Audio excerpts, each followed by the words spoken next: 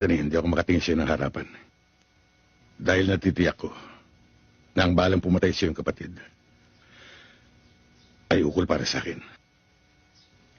Ruben, walang may kagustuhan sa mga nangyari. At ang lahat ng yun ay piniliwanag ko ng mabuti kay Marisa. Pero ang gumugulo sa aking isipan, kung sino may kagagawa nun. Lumipas man ang panahon, lulutang din ang katotohanan.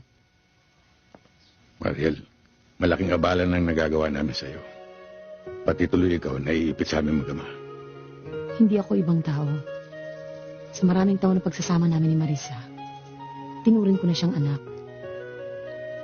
Mahal ko si Marisa. Sana matumbasan ko ang lahat na nagawa mo para sa amin. Bakit? Naalala ko marami pa pala akong test papers na kailangan i-correct. Mauna na ako